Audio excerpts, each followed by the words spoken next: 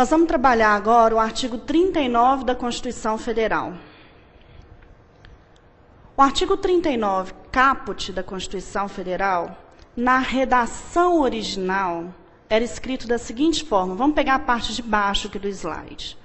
A União, os Estados, o Distrito Federal e os municípios instituirão, no âmbito de sua competência, regime jurídico único e planos de carreira para os servidores da administração pública direta, das autarquias e das fundações públicas. Então, na redação original, a Constituição enunciava que deveria haver um único regime para ser ali o conjunto de normas, direitos e obrigações dos servidores públicos. Em cada entidade política existe um regime jurídico para o seu servidor. Nessas entidades políticas, o regime não poderia ser misto. Ou seria todo mundo seletista, ou seria todo mundo estatutário. Veja bem, o servidor seletista ele faz concurso público, mas direitos e obrigações estão previstos na CLT. Então, tem muitos municípios no Brasil que adotaram o único regime para o servidor, CLT. Tem estados-membros que adotaram o único regime para o servidor, estatuto. E a Constituição obrigava dessa forma. Aí veio a emenda constitucional 19, de 98, e passou a dizer o seguinte, olha a parte de cima. A União, os Estados, o Distrito Federal e os municípios instituirão um Conselho de Política, Administração e Remuneração de Pessoal, integrado por servidores designados pelos respectivos poderes. Então, o que a emenda 19 fez foi acabar com a obrigatoriedade de se adotar um regime jurídico único. Em algumas entidades políticas, continuam tendo um único regime, ou todo mundo seletista ou todo mundo estatutário. Em outras, optou-se por ter um regime misto. Você poderia ter servidores tanto regidos pela CLT quanto por um estatuto. Veja que nessas regras não cabe essa opção em empresa pública e sociedade de economia mista. Porque na empresa pública e sociedade de economia mista, o servidor só pode ser seletista, apenas seletista. Tá ok? Bom, o que aconteceu é que foi proposto uma ADIM perante o Supremo Tribunal Federal, questionando a constitucionalidade da emenda 19 na redação do artigo 39 da Constituição, caput.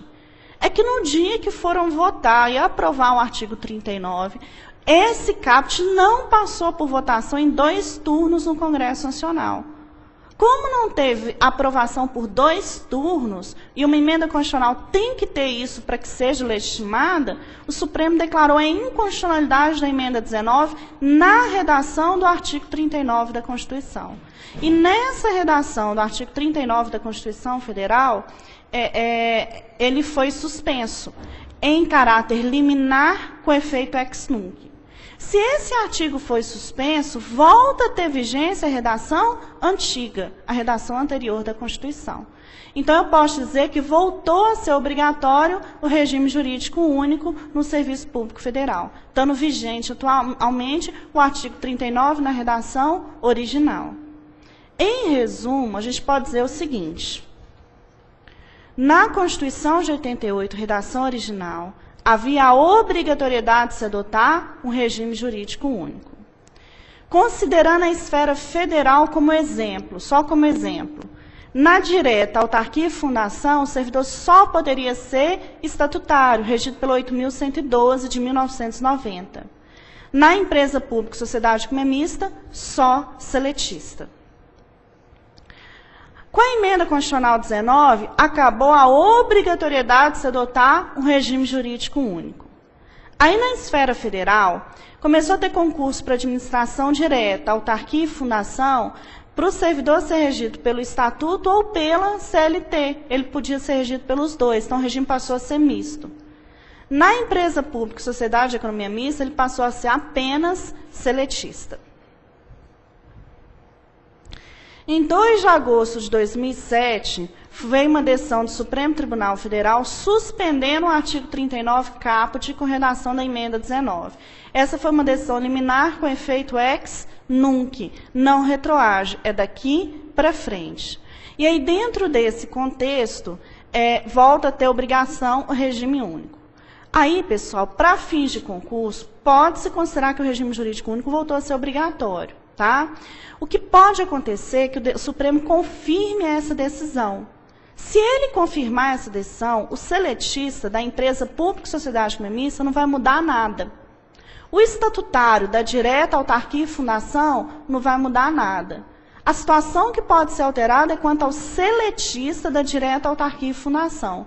Que se a decisão de declaração de inconstitucionalidade do Supremo definitiva for com efeito ex tunc, eles vão ter que ser dispensados, receber os direitos trabalhistas e declarados estatutários de forma retroativa.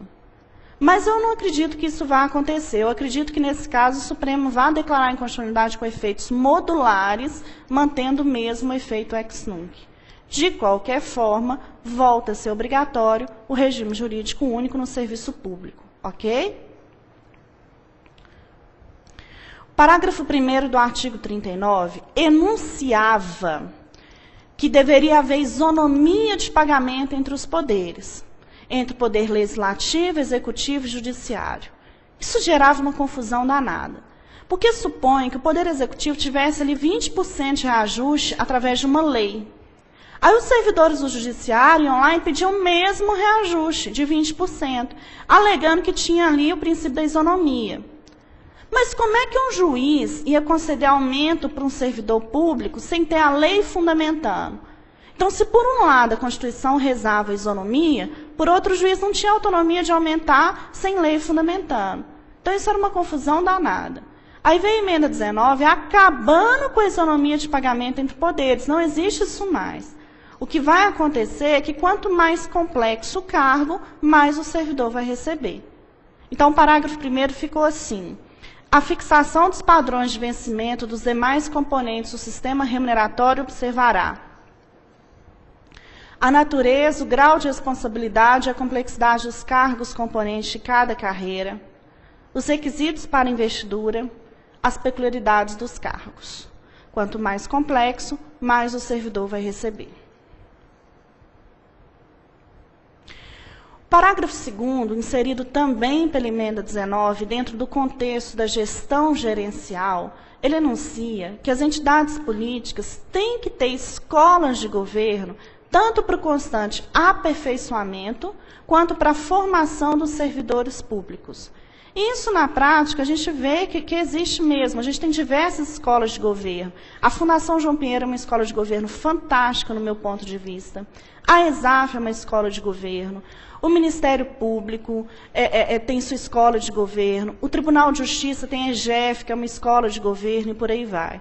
A questão é, vamos qualificar o servidor tanto para entrar no serviço público, quanto lá dentro, ele tem que estar sendo qualificado constantemente para ser promovido. A pegadinha desse parágrafo é que a obrigação de ter escolas de governo só vale para a União, Estados e Distrito Federal. Quanto aos municípios, é facultativo. Ok?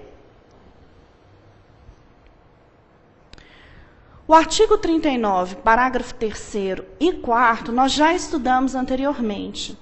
O parágrafo 3º enuncia quais são os incisos do artigo 7º da Constituição que se aplicam ao servidor público, ou seja, quais são os direitos trabalhistas que o servidor público tem protegido.